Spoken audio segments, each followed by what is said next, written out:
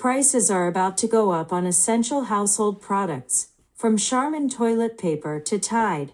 Procter & Gamble P&G, the maker of these popular brands, recently announced price increases affecting roughly a quarter of its products. The company attributes this decision to rising costs brought on by President Trump's tariffs. P&G is not alone. Other major corporations like Stanley Black & Decker, ConAgra, Tesla, Nike, Best Buy, Walmart, Ford, and a host of others have said that the new tariff regime will mean higher costs. Until now, companies have largely been absorbing these costs, but economists agree it is only a matter of time before they have no choice but to follow P&G in passing the costs on to consumers. Hours before Liberation Day 2, August 1st, the White House announced new tariffs on countries around the world. This includes tariffs as high as 50% on some of our closest allies and trading partners,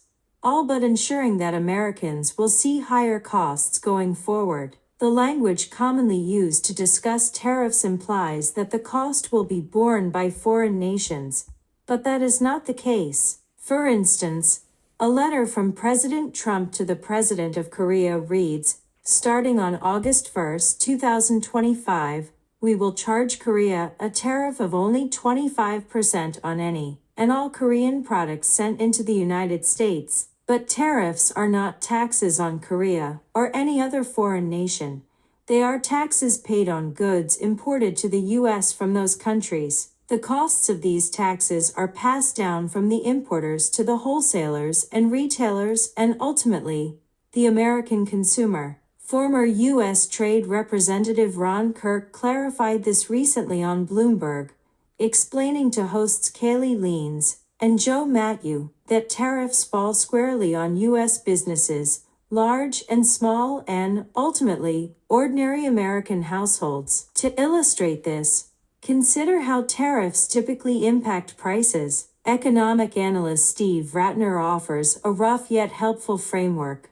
Retail prices tend to rise by approximately half the tariff rate imposed. For example, a 15% tariff translates roughly to a 7.5% increase in the final price consumers see at the checkout. While this rule of thumb helps consumers grasp the potential financial impact, more detailed economic analyses indicate that the exact price increase varies depending on the product and competitive market conditions. Nonetheless, Americans can expect noticeable increases on everything from back-to-school items and baby items, clothes, toiletries, cleaning items, and much more. The question for consumers is whether the administration's explanation for the tariff war justifies the increase in costs. To date, the White House has articulated no fewer than 5 different rationales for their tariff war: boosting domestic manufacturing,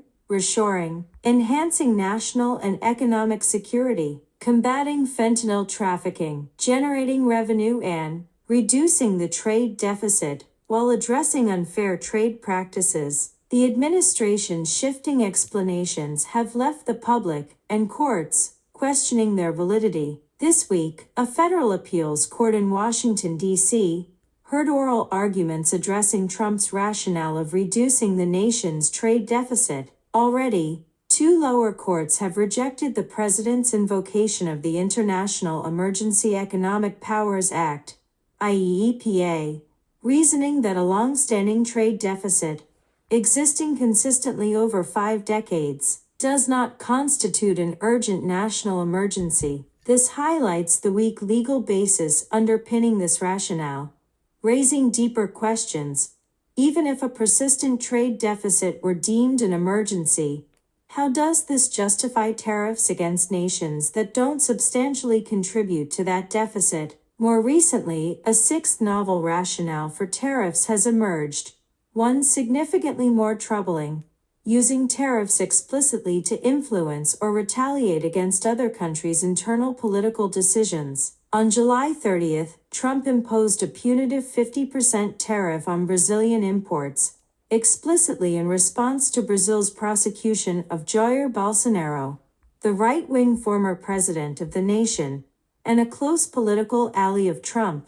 The next day, Canada joined more than 100 other nations in formally recognizing Palestinian statehood, prompting Trump to raise Canadian tariffs to 35%. Similarly, Trump's administration cited India's continued energy purchases from Russia as grounds for a 25% tariff. These politically driven tariffs represent a concerning departure from established U.S. foreign policy traditions. By weaponizing tariffs in diplomatic disputes, the administration risks severe diplomatic repercussions, damaging decades-long relationships with key allies, inviting retaliatory economic measures, and potentially weakening America's global diplomatic leverage. History demonstrates that aggressive economic coercion rarely achieves sustainable policy outcomes. Instead, such tactics can lead to entrenched diplomatic hostility, complicating future cooperation on critical international issues. When Congress passed the IEEPA in the mid-1970s, legislators envisioned tariffs as tools reserved for genuine emergencies threatening national security. The judicial scrutiny facing the Trump administration reflects a deep skepticism that chronic economic conditions, such as a persistent trade deficit,